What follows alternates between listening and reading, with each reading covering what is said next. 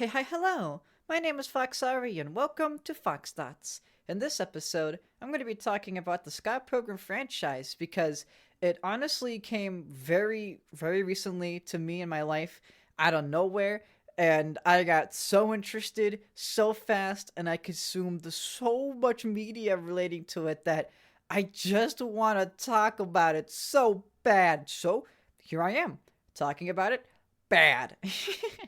Hey, future Ari here. So, I forgot to add a trigger warning and a spoiler warning for this episode. I totally mean to, and I just forgot. So, sorry, but if trigger warnings matter to you, please read about it in the description of the episode.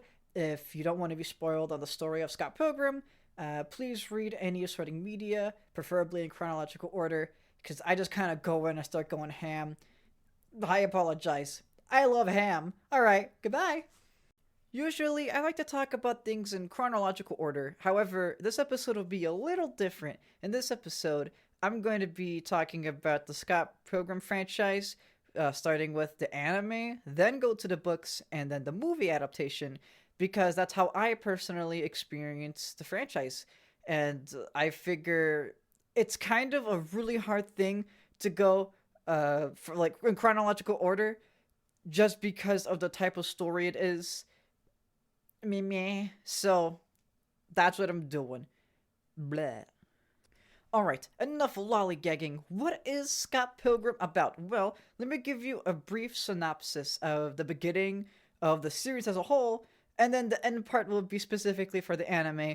I'll tell you when the cutoff is. But in general, all adaptations or tellings of the story of Scott Pilgrim starts with Scott Pilgrim. What the fuck? Okay, so there's this guy, 23-year-old, jobless bum, probably autistic. He kind of gives those vibes. Speaking from one neurodivergent dumbass to another, just a little bit in there. His name is Scott and Pilgrim. Bam. Titular character, name drop. Ooh. And he lives with a gay roommate named Wallace Wells. Cool guy, very funny, kind of a dick, but lovable dick. And he also loves dick, so a win for everybody. Huh. In any case, Scott Pilgrim has no direction in life. He just kind of bounces around and bums around. He has a band, or rather, he is part of a band. And, the music's alright. It's not the best, but what have you. He's also dating a 17-year-old, so Grooming! No, I wouldn't. This is a hard thing. Scott Pilgrim isn't dating a 17-year-old because she's a minor. He's dating a 17-year-old because he's desperate, but that doesn't make it okay. Yeah, from what I understand, the community has a debate of, is Scott Pilgrim a groomer? And I don't want to talk about that in particular because that is something I am not necessarily interested in having. But it is very apparent that a 20 something year old should not be dating a high schooler, no matter what. That's a bad thing. And that's the thing. Scott Pilgrim and its characters, and the character of Scott Pilgrim himself, are nuanced people. And some of them do bad things. I'd even argue most of them do bad things or make bad decisions. And it's really up to you as the reader or watcher to determine if those are characters you want to root for or root against. It really is left up in the air. Of course, the story is formulated so Scott Pilgrim is the hero, and for the most part, but it doesn't shy away from showing the nuance of humanity, and I really love that. That's a big appeal for me. Back on track with the story, though, Scott Pilgrim is just a sad man, just so grease feeling. Whatever grease feels like, that's how his emotions at the inside, his heart of hearts, feels like. So, poor guy, I guess. And he has this dream of him in the desolate wasteland, and he's desperate as he is in real life. But this really interesting and cool and out of nowhere rollerblading girl appears and kind of rollerblades by him. And he's like, whoa, girl. Later on, or I should say soon after, he sees the same girl in real life. Whoa! And later, a little later on from that, he sees the same girl in real life at a house party. And he has a very awkward conversation with her, kind of waddles away, waddle waddle, until the very next day, or maybe the day after. I'm not exactly sure. The time jumps and time cuts, and the books and the movie and anime just kind of happen. It's really hard to tell exactly when a day starts and ends unless it specifically tells you. It's not really a complaint. It's just kind of hard to tell for me personally.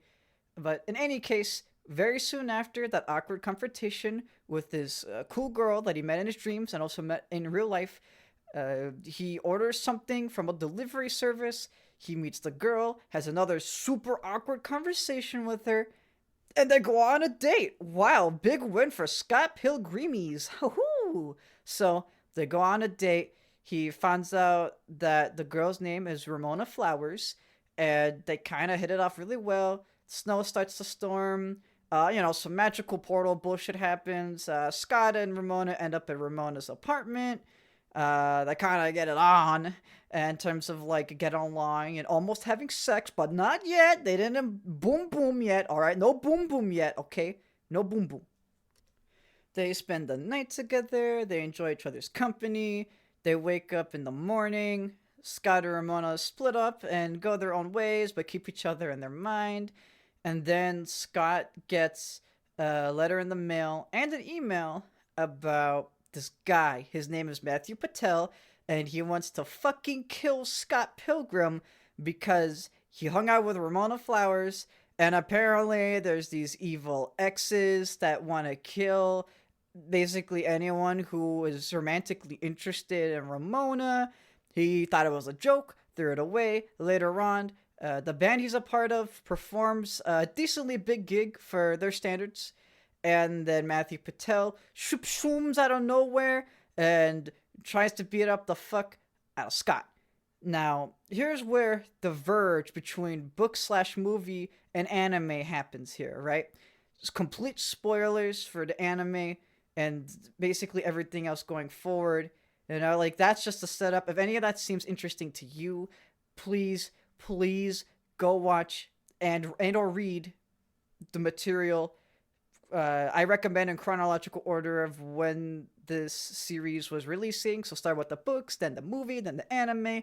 It is great and wonderful. The anime kind of ruins what happens in the originals, or the originals telling of the story. It's not really that bad, but if you want a complete fresh experience and you're liking what I'm telling you so far, do that. Go experience the Pilgrim. Ooh. So, Matthew Patel in the anime beats Scott Pilgrim. Kinda. What happens is that it seems like Scott Pilgrim dies and explodes into coins, which is just a normal thing that happens in the Scott Pilgrim universe. Just someone dies, poof, coins. The world really works in kind of like a nonsensical, video gamey, anime-y, kinda yee mindset where it's just stuff happens and it kind of makes sense. You just kind of have to expect whatever to happen. It is a little distracting, definitely in the book/movie iterations of the story. It really is just like, whoa, okay. In the anime, it still happens and it could totally be distracting. In my time with it, it's more like, I guess they kind of ease you into it a little bit better. But with the books movie, it's just kind of like, bam, bam, bam. Oh, that's just a reality. Deal with it. Woo.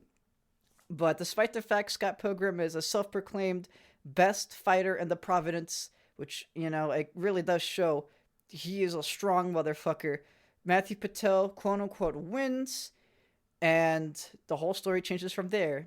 The initial story of the books/movie is Scott Pilgrim still hanging out with Ramona Flowers.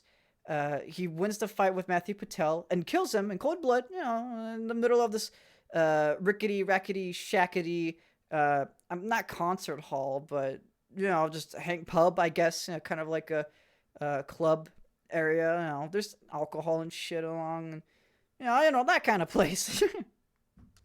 How the original story goes is that after beating Matthew Patel, Scott Pilgrim has to now face Ramona Flowers' other exes, not specifically ex-boyfriends, because one of them is a girl. Wow, the LGBT representation is honestly amazing. I believe the series started in 2003 or 4. That's pretty impressive. That's pretty good, especially with characters like Wallace Wells, who's a man whore, but he's a lovable man whore. We love this man and whores. So, Scott Pilgrim is tasked to defeat Ramona's exes. He also has to confront his own demons, quite literally, and internal conflicts, deal with the weight of his actions, which to some extent, dealing with the weight of his actions and his own self and self-reflecting are big themes of the anime as well, but it's different because now Scott Pilgrim is missing in the anime, and Ramona Flowers, at first, like everyone else, thought Scott Pilgrim is just dead. Again, the coins flung out of his body, kaplooshies. So Ramona's like, well, shit. Guess my person I hung out with one time and slept in my bed is now dead, and I'm so sad. And that's fair. They did had a pretty good date. I mean, I would be sad too if the person I had a hypothetical first date with had a good time and then just died. I'd also be fairly sad. I also might attend the funeral. Why not? Why not? But she finds out soon after through her own dreams of this time Scott Pilgrim reaching out to her in a way that he is still alive, and she spends the majority of the rest of the anime trying to figure out where Scott Pilgrim is. Now, I like this a lot, even as someone who is experiencing the story of Scott Pilgrim through the anime first, because it's written in such a way where it is super interesting and it expands upon the story and the characters and everything for fans of the original story and or movie adaptation, but also allows newcomers like me, newbie boobies, to come in and to enjoy and experience and love these characters in this iteration. They're, for all intents and purposes, the same characters, just shifted into kind of an alternate reality because of the difference in what happened in the story. They still feel the same. It really feels like, whoop, I moved a pebble when I went back to the past, this kind of thing. Now the whole reality shifted a little bit. It's kind of like one of those stories, but it doesn't negate what happens in the original. In fact, information about that does come around in a very clever and mostly easy to understand way that adds to the final conflict. At least in season 1, we have no confirmation that there will be a season 2. There is kind of like a semi open ended like end credits cutscene where it's like, oh, there might be a season 2.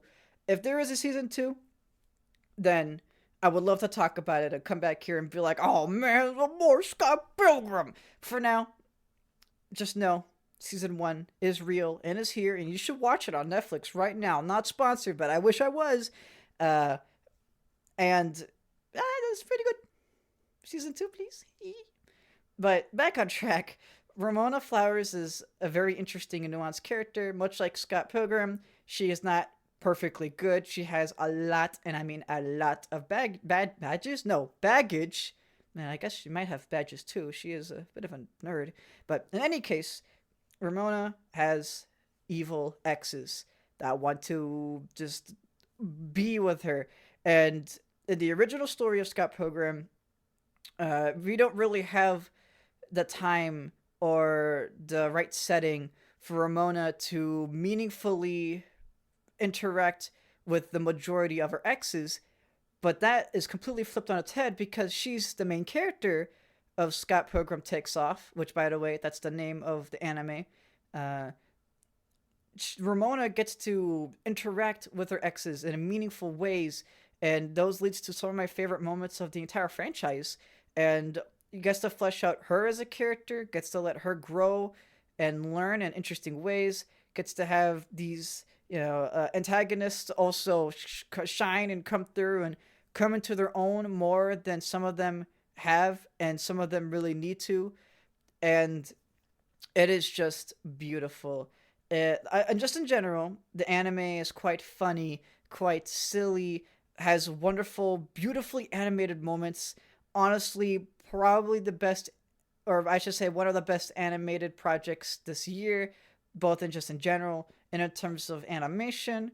Uh, Spider Verse definitely outranks this tenfold, but that doesn't take away from it. Scott Pilgrim takes off beautiful art style and direction, and just in general, when the show wants to be beautiful and fluid and punchy and have great action, which it does have great action fairly often too, it does all of it wonderfully. It is great.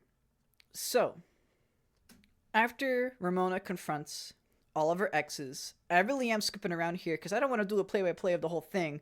Just kind of talking about generals to then talk about what I like about it. That's just how I am. And if I'm just repeating the whole story, then like, what the fuck am I here for, right?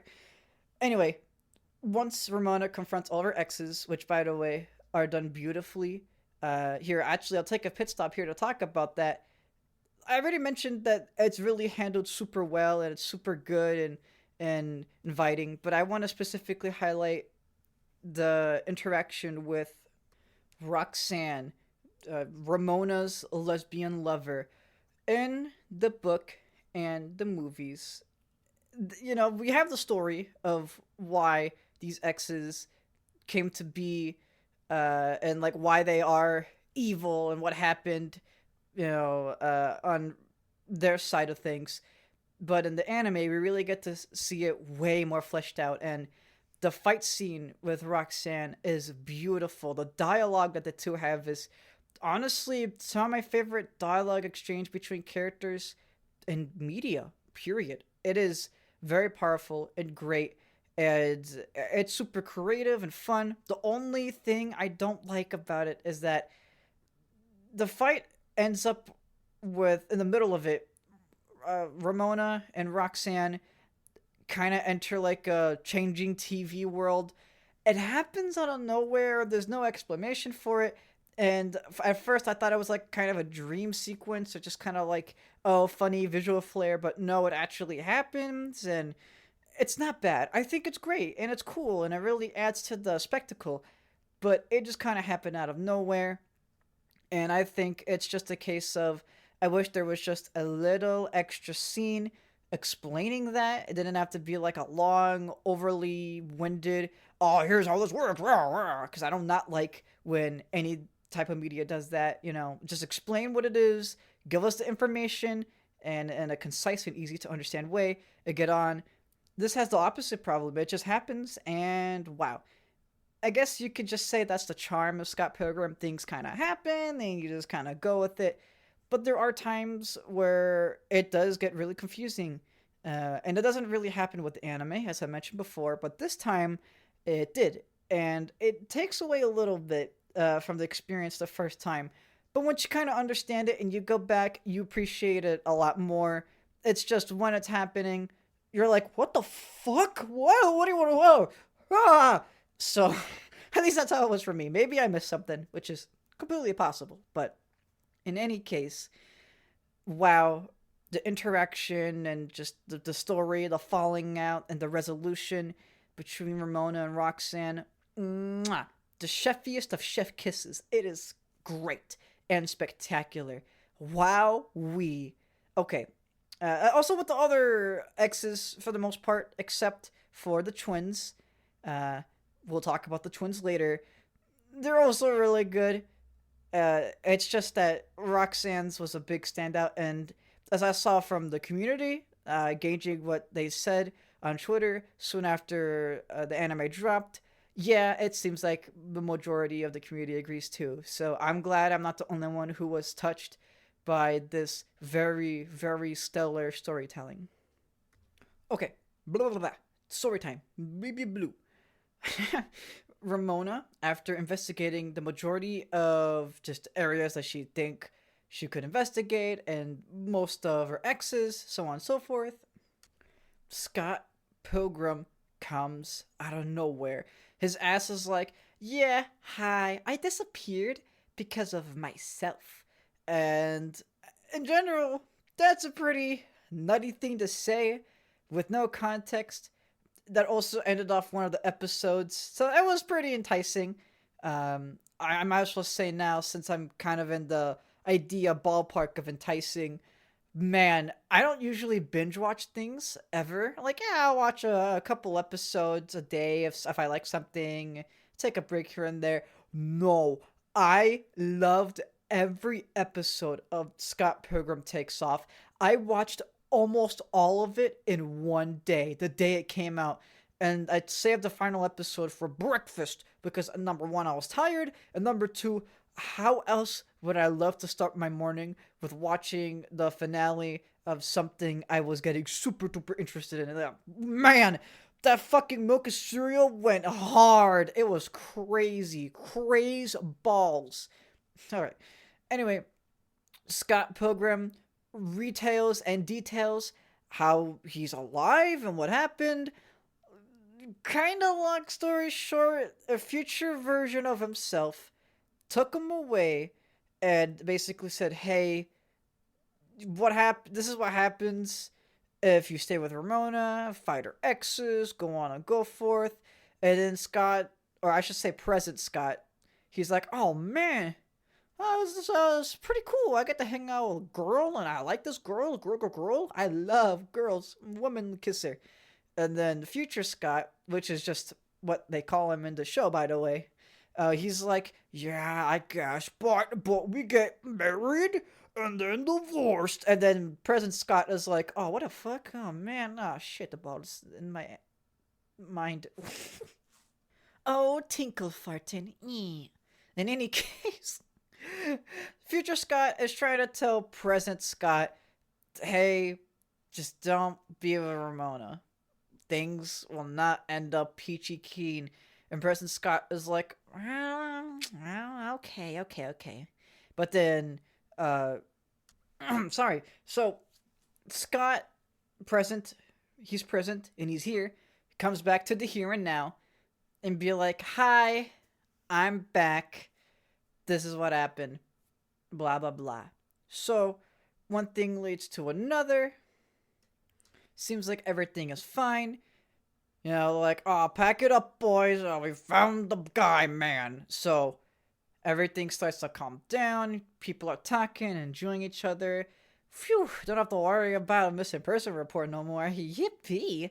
So then Scott and Ramona try to kiss, and there's this magical force field. What? And the dickling lickens. So now Scott and Ramona are like, "This has to be one of your evil exes, get bear." And what was that noise that I just made? What the hell? In any case, Scott and Ramona are like, "We gotta beat him up." And yeah, that's what they did. There's this other subplot that gets all these evil exes to be in a musical together. So that's where Scott and Ramona go to confront them. All of them said, "Nah, man, I didn't do shit. Get out of the way. I'm gonna perform." Me. Ooh. So then Scott and Ramona just kind of be like, "I guess let's just watch the musical and try to find it out." One thing leads to another. Scott and friends, featuring the exes and everything, and Ramona and all that, get transported to what is, I assume, is either an alternate reality or even further into the future, because now we have even older Scott. Wow. So now we have future slash old Scott, from before, but this guy is older. He's fucking super old, long ass beard. Bro's trying to be Gerard the completionist, which, man, not something I want to be. And bro just goes in on him, just trying to fight everyone. He's so powerful, and boom, wipes up people, kabing kaboom. And what happens is that everybody but Scott and Ramona, they go back to the present time, and future Ramona comes in and talks to older Scott and says, "Hey, we didn't divorce. I just wanted a break from our relationship." The older Scott bickers and they bicker and all that such and so forth. Ramona's having doubts about everything since she's basically seeing her future unfold. I'm not exactly sure what happens. My memory's a little hazy here, but one way or another, the present Ramona and the older future Ramona, their minds and their bodies fuse together to form what is dubbed by Scott as Super Ramona. Sonic reference? Wow! Gamer! Yeah! So, basically, both the Ramonas put their minds together, just in their own minds, I guess, and kind of come to the conclusion that no matter what, I love you, Scott Pilgrim. And there will be a lot of hills and peaks and valleys and just bumps and trumps along the road. But despite all of that, she wants to be there for Scott if she can handle it. Maybe take a break or two. You know, that's perfectly healthy in any relationship. But she wants to be there because she loves him, even though he's a bumbling idiot. And that's kind of where things are left off. All the Scotts and Ramonas go back to their time. The force field is gone. Oh, I should also mention older Scott put the force field of the Kissy Wissy on them. That's not the official name. That's me being stupid. That in any case, everything's cleared up now except a little twinkly winkly thread at the end there. Ooh, yes, delightful, delivelish. Delivelish? Yeah. Add that to the dictionary, huh?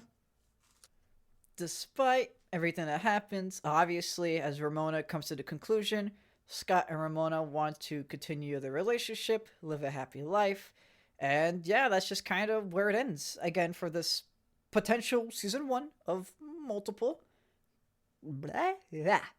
So, I already talked about how I enjoy the story and how it's super interesting and resonates with me, um, and the art, so forth, so on. I want to also say I really enjoy the time travel stuff. Initially, I thought it was like quite zany and wacky, maybe for its detriment, but after sitting on it and letting it marinate in my own just mind and body and so on and so forth, I'm like, I kind of like it. And it's kind of like affirming I know what the future may look like, and in this case, quite literally, but I still want to be with someone I love because I think I can make it work, even though I know it's going to be really hard. And that's such an interesting message to give because a lot of people feel like that, where they're having a hard time with their relationship, and they might feel like I kind of want to leave, or at least have a break, which, by the way, totally valid. But I also want to stick around because I love this person so much, and I want to say, as a professional person let me start that over. As somebody who has been in many relationships of the romantic variety, I will say it is perfectly fine for you to try to be there for somebody in their relationship. But if it's taking too much of a toll in your mental health or your physical well being or just you as an individual, then you gotta step back. And if that's temporary or permanently, you always have to put yourself first when it comes to just living life and your own self worth. You can't let someone else control you. Now, you can decide to sacrifice some things, like, oh, let me sacrifice some time or energy to spend with this person that I'm interested in or I'm in a committed relationship in. Of course, that's a thing that we have to do with even, partners, or I should say friends or family, pets even. That's just a normal trait of life. You gotta give up something to get something else. Just like how I'm giving up my time to talk about stupid anime funny. But when it's too much to the point that it's being a detriment and you're not getting any benefits out of it, there's a lot of bad things happening, or you're just not happy or satisfied enough, that's when you should consider, is this somebody I want to be with? Is this something I care about? And, you know, I know this story is not about that nuance, but I figured I should throw that in here because that's something that means a lot to me personally, as someone who's been in quite a number of kissy wissy relationships myself. That aside, I also want to give a quick wick shout out to the music in this anime. The opening banger. I listened to that so much, and just thinking about it right now, I want to listen to it. I'm gonna blast in beeps and boops. The band, I believe they are, that did the music for this is called Amaguchi. I think they're a Japanese band. Hold on, let me check that real quick. Oh, my apologies. I was saying the band name wrong. Anamanaguchi did some music for this. Let's see here. Uh, it's an album from Lakeshore Records with music from Anamanaguchi. Apologies. And Joe Trepanese. Sorry if I butchered names. I'm horrible. Absolutely disgusting with names. But in any case, all those cool people made a banging soundtrack. All music that has vocals in it are amazing, and I've listened to many times, especially the song I Feel Fine Part 1. Man, me too, buddy. Me too. Like I said, the opening is great. Listen to the full thing. If you're like beeps and boops and guitars, and Japanese, or what I assume is Japanese vocalization, it's great. It's wonderful. And not everyone's taste and cup of tea, for sure, but wow. When the music hits, it hits. Even with tracks that just kind of play in the background, it heightens the feel and the vibe of, oh man, there's fights going on. People are shitting each other. No, they're not shitting each other. They're, punching and blasting energy. Whatever. You get the idea. And even just chill stuff like Scott sitting around and waiting for his package to be delivered. That is unironically one of my favorite tracks from the album.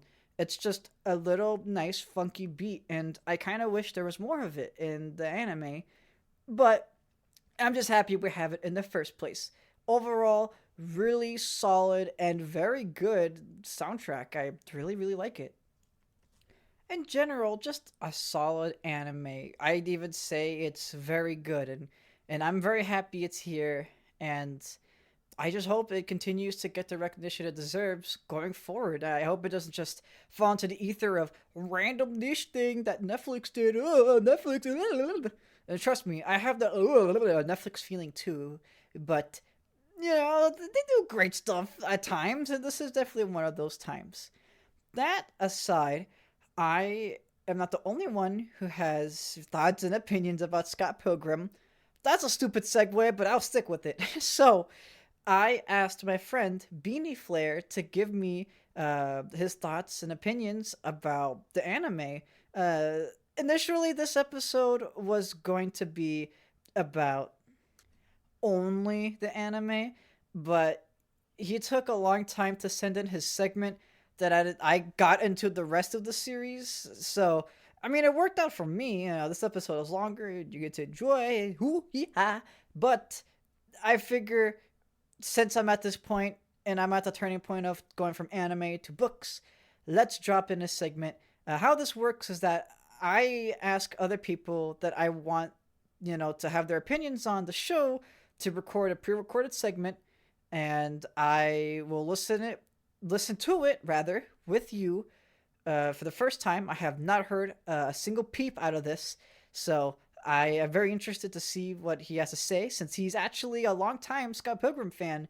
And I will talk about whatever he says. I'll kind of bounce off of whatever he says. And that's kind of a thing I want to do going forward with Fox Dots. So without further ado, let's get funky. Marshy, what do you got for us? It's like 12 in the morning right now, but I don't care. I want to talk about Scott Pilgrim. So I've pretty much only recently got into the series around like July of 2023. Like after like reading the comics and watching the movie and that stuff. I was like, yo, this is cool. And then the anime came out and I was like, oh, holy moly. They made an anime? That's so real. And it was real. And I was like, oh. And I'm gonna talk about it a little bit. So the first thing I wanted to mention was the art style. I really love the art style. It's so cool. Can you hear the laundry in the back? Can you hear the dryer going on in the background?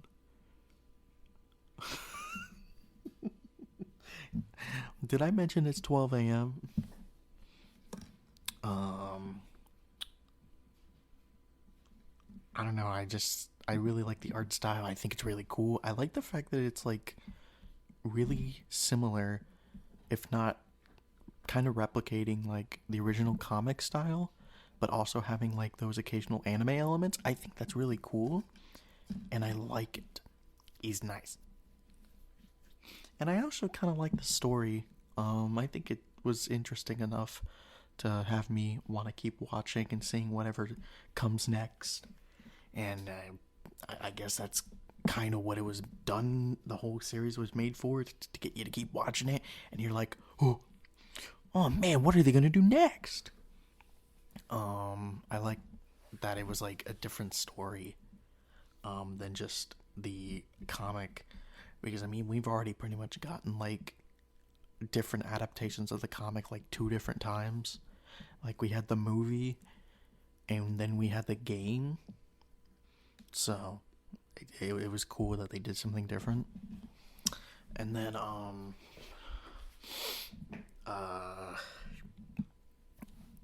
to me it kind of felt like around the beginning it was kind of like this what if scenario, like what if Scott lost against don't keep that in. Like what if Scott lost against Matthew Patel, and he's just like, oh, where'd he go? Where's Scott Pilgrim? I was promised Scott Pilgrim. I mean, now that I think about that, the title actually makes sense. Scott Pilgrim definitely took off. Yeah, I just thought it was like a nice breath of fresh air. That it was basically just like kind of started as a what if scenario, and then it just kind of went from there. It was like, ooh, that's cool and also neat. I like the part in the second episode too, where it was like they showed his funeral, and in his casket was just the same pile of coins that was dropped, like that. I mean that was pretty funny. That was good. That was good. And then Envy just kind of showed up there and played a concert there, and then left, refused to elaborate. God dang. And then there was kind of part where it was just like Ramona was like, just kind of wanted to know, it's like, what happened to Scott Pilgrim? Ramona Flowers in the case of Scott Pilgrim. Freaking Nancy Drew. And then I think I had mentioned, like, I have this in my script, my little script on my phone, where it's like from like episodes 5 to 6 it kind of went like all over the place. At least for me, I felt like where it's like in the fifth one, they're making a movie about Scott Pilgrim if he won. So they're basically just making Scott Pilgrim versus the World with Edgar Wright in the show, like, and then there was like Lucas Lee, who played Scott for a little bit, and then he dated the actress who played Knives, and then Todd becomes Scott, and then Wallace becomes himself, and then Todd falls in love with Wallace, and man, my head hurts. And then in episode 6, Ramona's basically just kind of putting all the pieces together, and she's like, oh my god, he got put into a portal? What? And then Scott just kind of comes back, and I'm like, huh? Yeah.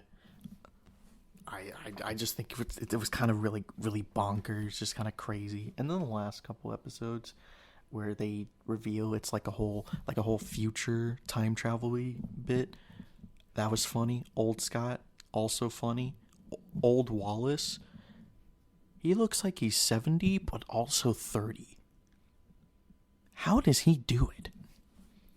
What is his skincare routine? I also really like that there was like little bits of chemistry between certain characters that weren't really given to us in like the comics, like the unlikely ones that I never really expected, like Gideon and Julie. I didn't expect that. I thought that was cool. And of course Todd and Wallace. And they gave us a little bit more of Kim and Knives, or a little bit, and Steven and Knives, which was also really cool. I like that.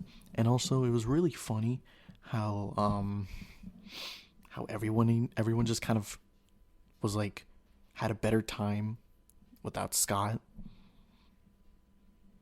because I mean, do you blame him? He's a bit of a bozo, don't you think? But yeah, overall, I don't really have anything to say about it.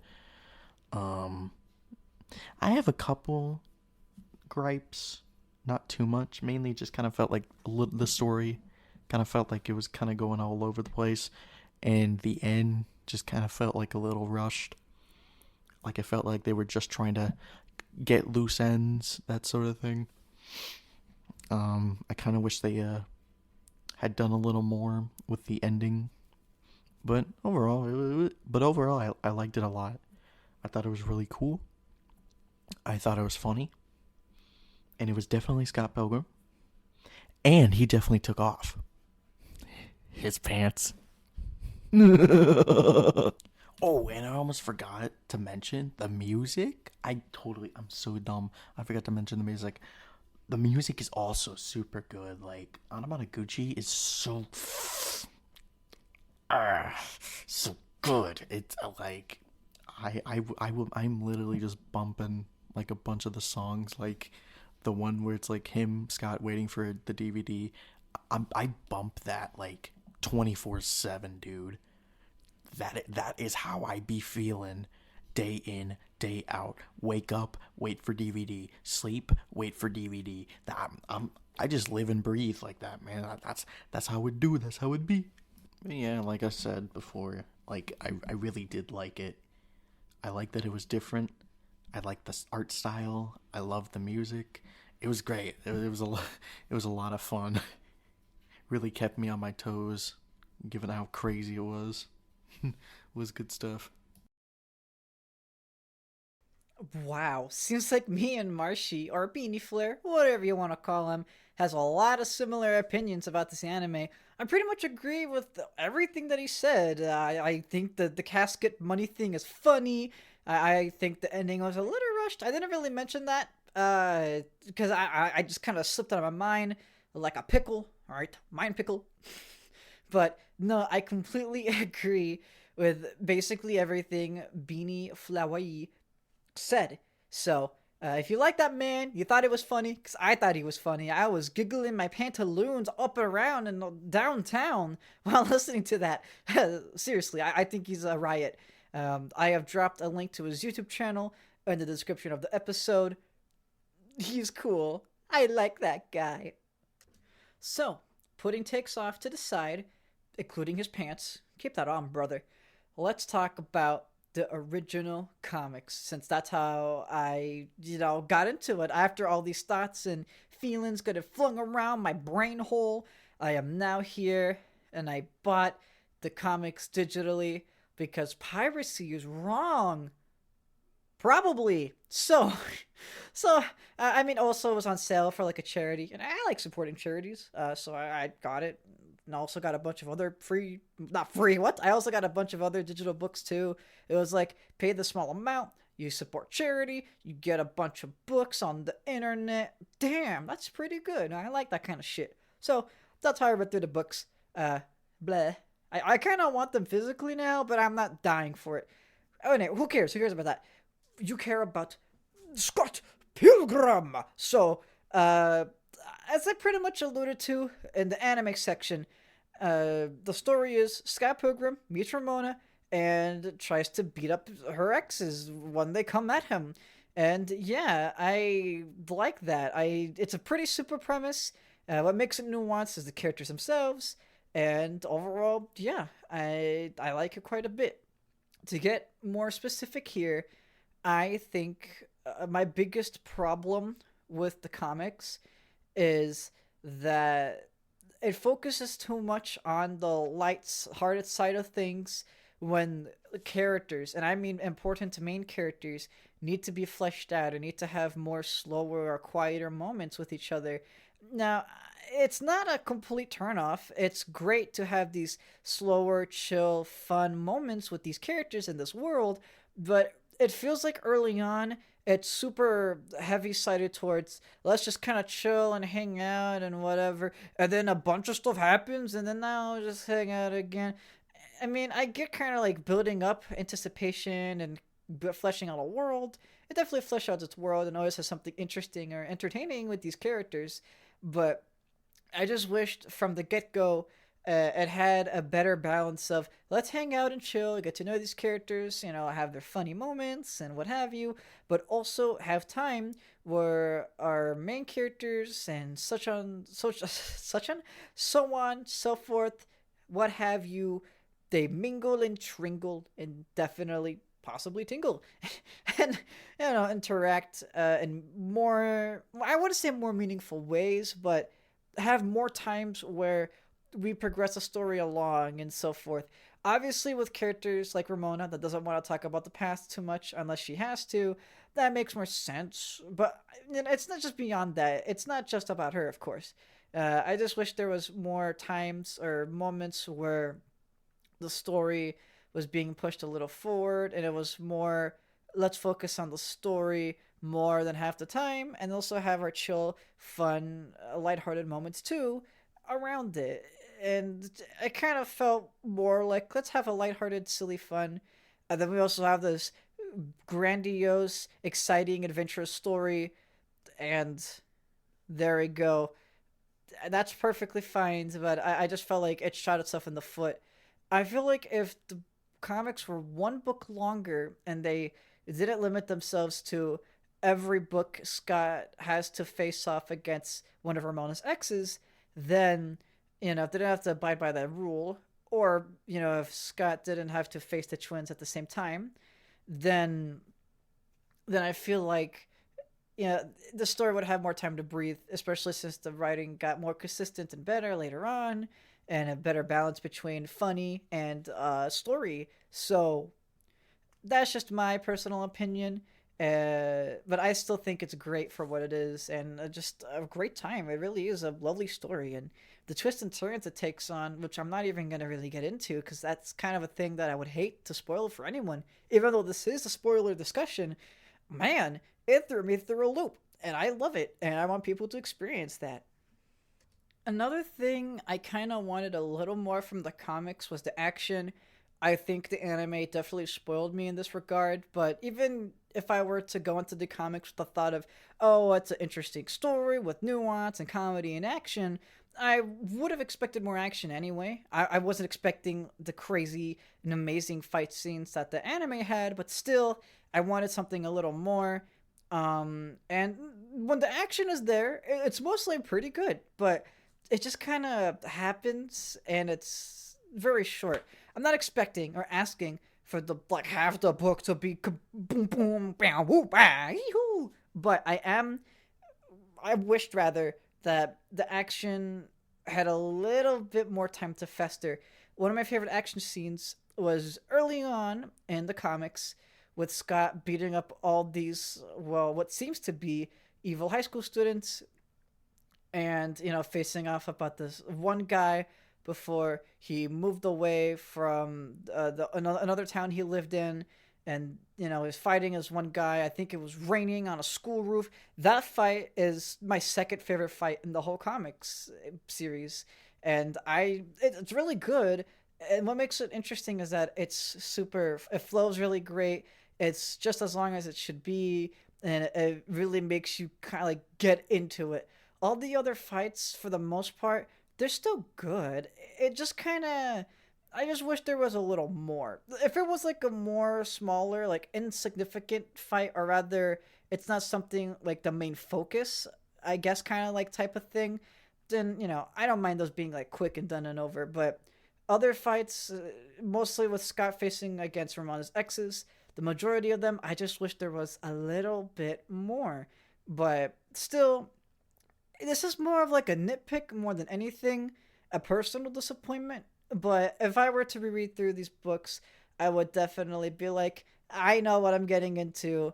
Not to expect a lot of crazy action, besides the two times where I was really wowed by it, and other times where I thought it was okay, serviceable, or even good. To dig deeper into the comics and specifically the characters and so on and so forth, as I mentioned before, I think it's overall great. I just wish there was more with the X's, of course.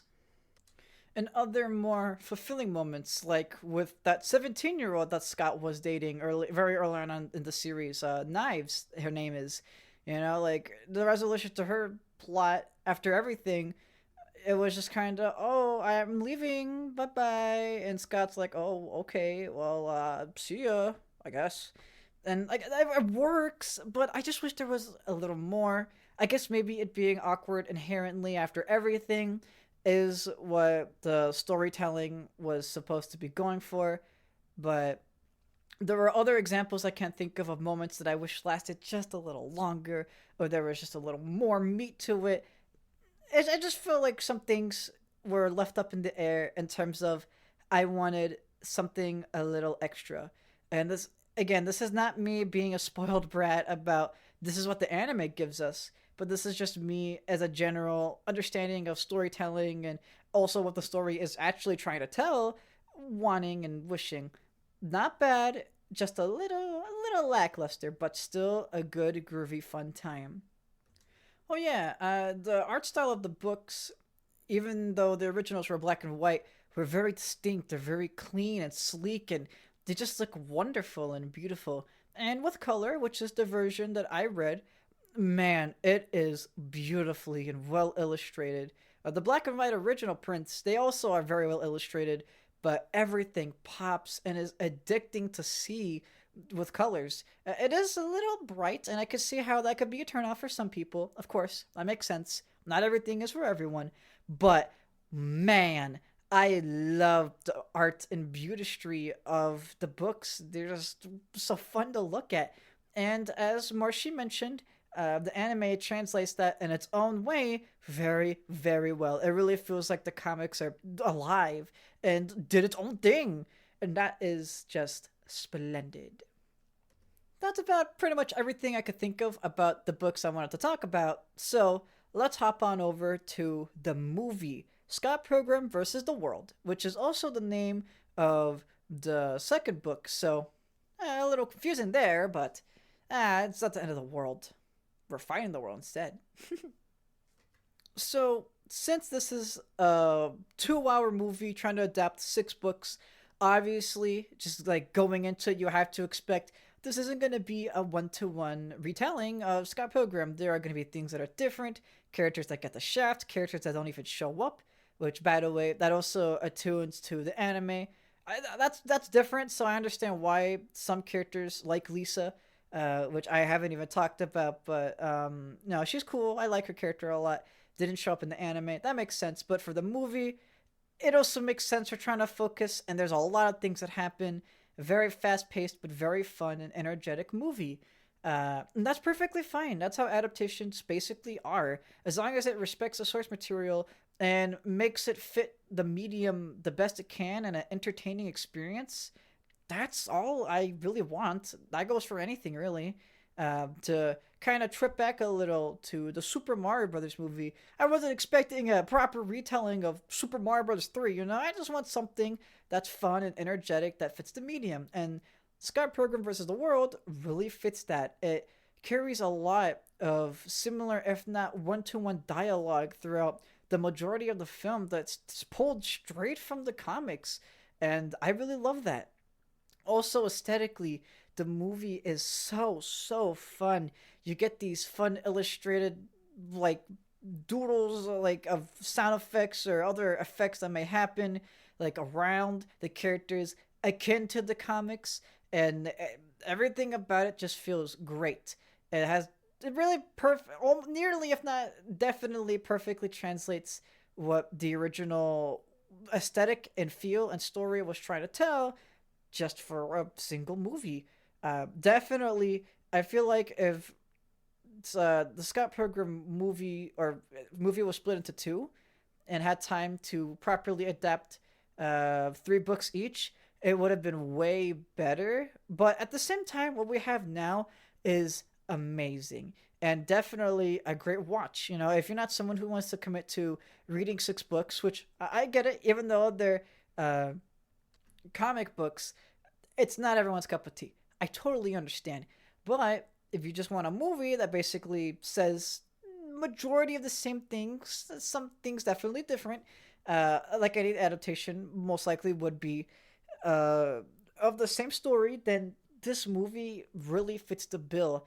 I'm honestly surprised it kind of failed in the box office because it's such a fun time, and maybe just general audiences it didn't click with. It is very of its time in a strong way that makes me appreciate it now as a modern fan looking back at this movie after experiencing, the original experience. But still, it's a lot of fun, and it is confusing at parts, especially if you're unfamiliar with the story, characters, or anything about this world. But I feel like there's enough to love and a lot to appreciate. I was actually watching this movie for the first time with a good friend of mine who is very, at a basic level, familiar with the story of Scott Pilgrim, and they liked it quite a bit. It's not one of their favorite movies, I don't think so, at least, but yeah, we both agree that the movie is really good, and I explained to them that hey, there's a lot of dialogue that's pulled straight from the comics, and there's a lot of iconography, a lot of funny moments or gags that are just straight from the source material, and they were like, "Wow, that's awesome." Me and them, we both appreciate things like that, details like that. It is very very cool to see. Even though I saw the anime and similar thing there, it's still really cool to see from this what 2010 2011 movie do the same thing. It's just cool. It's really awesome, and I really appreciate it to death. Talking about the altercations with the movie quite a bit, since I basically have been saying that the entire time here. I Let's just talk about that just for a moment here. So, I don't think they're bad.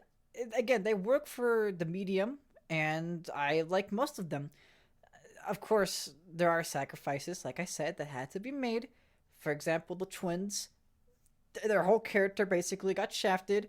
Same with the anime too, by the way. And I mean, that kind of sucks because I kind of felt like they were some of the most developed characters in the comics. So it's kind of like a weird, like, oh fuck you, but not intentionally kind of thing.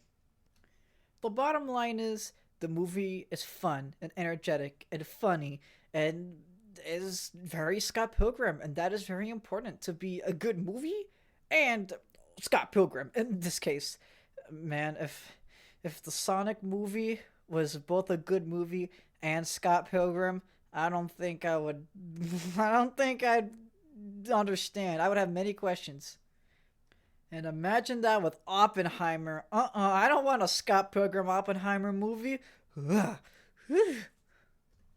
But to get a little bit on track here, it is no wonder why the community and also the people who created it, the directors, actors, everything, still adore it. And all the actors from the movie reprise their roles for the anime. It is no doubt about the fact that Scott Pilgrim is beloved, at least when it comes to the movie and the anime. Definitely the books too, because that's where it came from. And yeah, just wonderful, very good. Okay, I'm gonna stop doing a little jig now, because now we have to talk about something yucky. The video game. Now, if you're not aware, Scott Pilgrim versus the World, the movie, got a game called Scott Pilgrim versus the World, the game.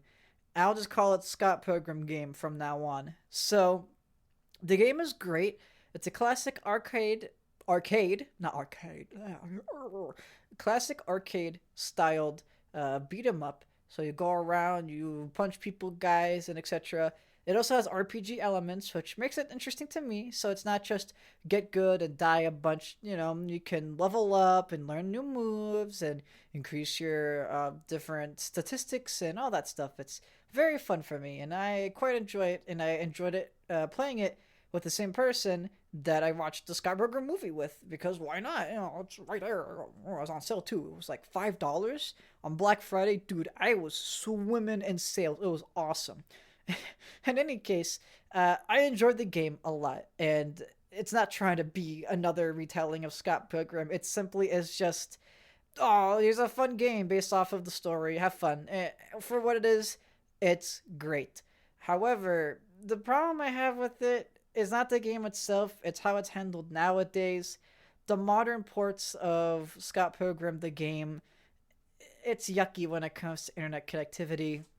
I have issues with the lag with the game, and I know it's not my computer because my computer can handle way, way more intensive games fluidly. Not a single problem before and after. So it's not my computer tower that's the problem. It really is Ubisoft's servers. If you're not familiar, Ubisoft is the company that made Rayman, Assassin's Creed, the Rabbits, you know, you know, yeah, those guys, yeah, the Rabbits. So they developed the Scott Pilgrim game. Good for them. So they got the rights to redistribute the game a few years ago and have online support and everything. But unfortunately, it just doesn't work well. And I heard it didn't work well at launch, and years after the fact, trying to enjoy it now, it doesn't really work more than half the time properly. It's still playable. It's just if you're not the host, expect to have a myriad of issues, which basically is it could sum up to input lag. If you don't know what that means, it means when you press the button, it will take more than it's supposed to for the game to actually insert it and then the action to happen. Or sometimes the game, at least on my side, since I wasn't the one hosting, it would just pause and it will say, "Hey, you got disconnected," but I'm not really disconnected and I'm dying and I have to get out of the menu and oh my god, it is a bad port in terms of internet connectivity and playing with friends. However, if you plan to just play the game on your own or play with friends in person, it is basically just the way it was back in 2010, 11, whenever it came out. I'm not exactly sure, but it is pretty much just the same game on modern platforms. That's great. I just wish the internet was better. But it's not the end of the world, really. It's still a good time, and I'm not really sure if I'm gonna play any more of it or beat it. I might pick it up, you know, here and there. But no, I enjoy it, and that's coming from someone who typically doesn't like the beat 'em up genre. Usually, this will be the part of the episode where I start to wind things down and say, hey, thanks for listening. And, well, really, thank you for listening. I mean, listening to 1 hour of something, even if you skipped around a bit, that's still quite a lot. So, thank you so much for hanging in there. However, I want to talk about something a little more personal since I'm on the topic of nuance and people being good or bad, which is kind of what Scott Pilgrim's all about. And I've kind of had something on my chest for years and years, and I figured, let me just get a little real now. Let me just get a little personal. So, if that's not your cup of tea, you're completely fair and valid to get off of this episode. But if you want to hear some raw juice, raw personal just speakings from my heart of hearts to your ear holes, you know, stick around for a little bit more. So, at the end of the day, people can debate if Scott Pilgrim is a good person or a bad person, and obviously the world is not simply black and white like that. People can be good and do bad things, or be bad and do good things. But in general, I do not like to sum up people like that. If someone has done things that are extremely damaging and they do not apologize and they do not want to change for the better, then yeah, in my mind, they are a bad person and I want to avoid them.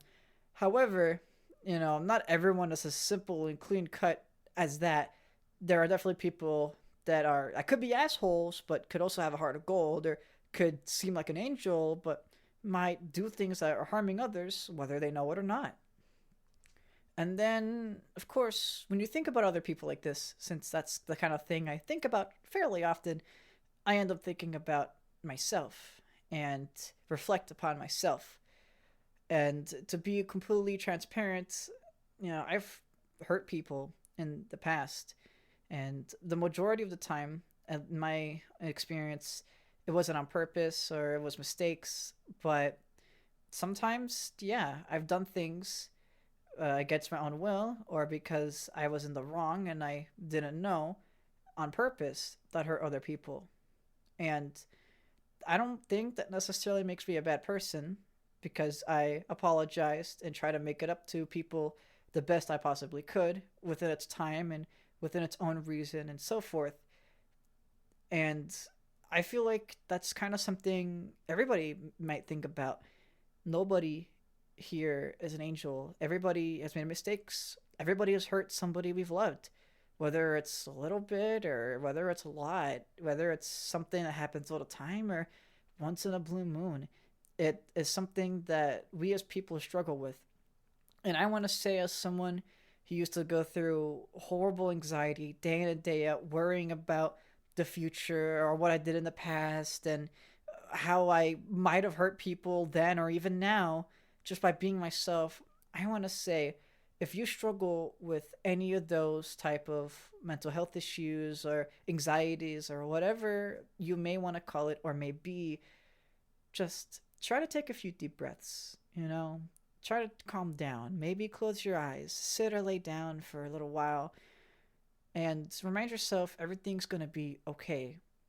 And if you did something that you feel like hurt other people in the past or recently or even planning to, then try to avoid doing it in the future and try to apologize to the people that you're hurt and try to understand and learn from your mistakes. Obviously, this is not a cure all. Like, for example, if you did something that has irreversible damage, that is really a hard pill to swallow.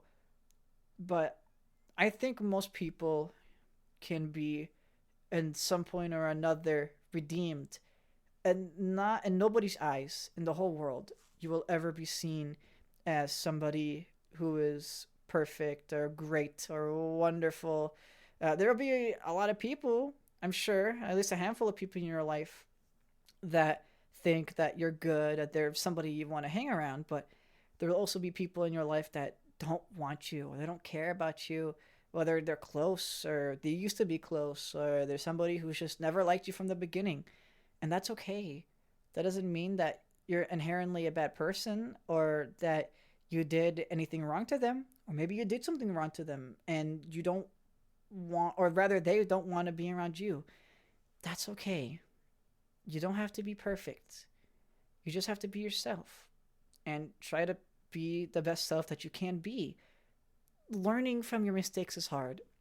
Admitting that you're wrong or you did something wrong is hard.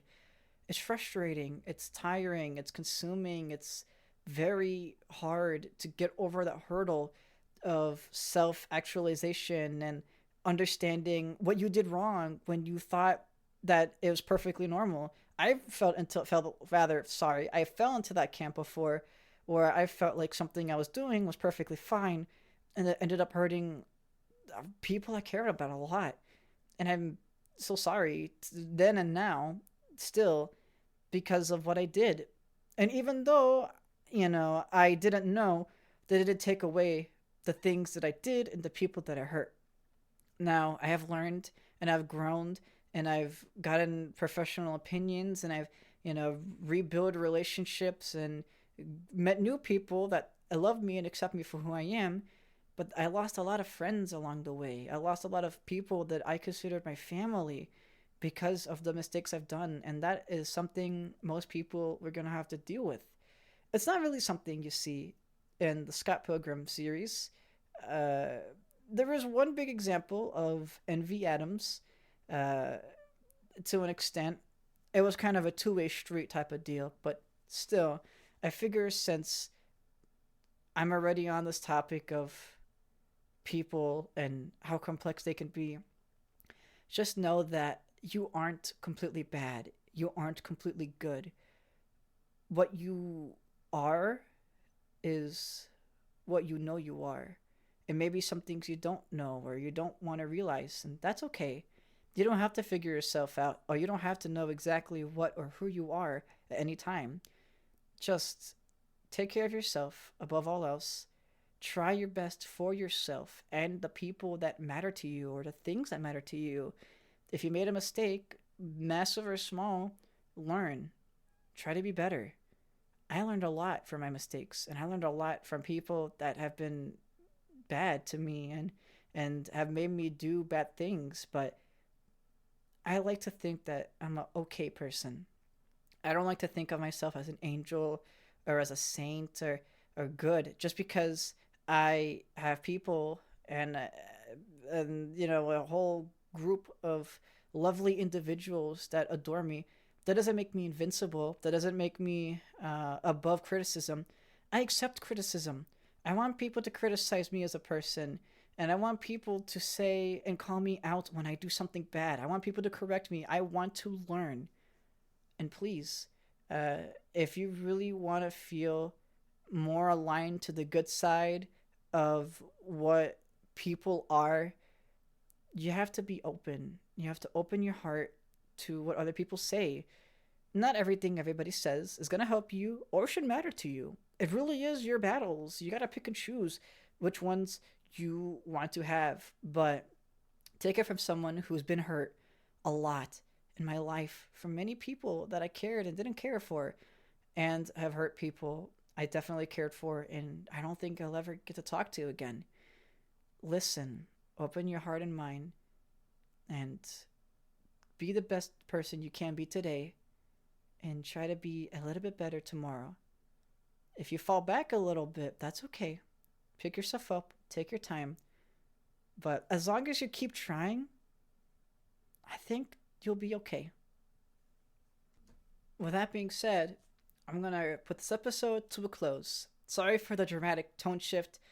It's just something that I wanna push out. I wanna really be myself on this show, and I wanna be who I am. And that sometimes means being emotional and being real and having these kind of conversations. And I try to warn people ahead of time.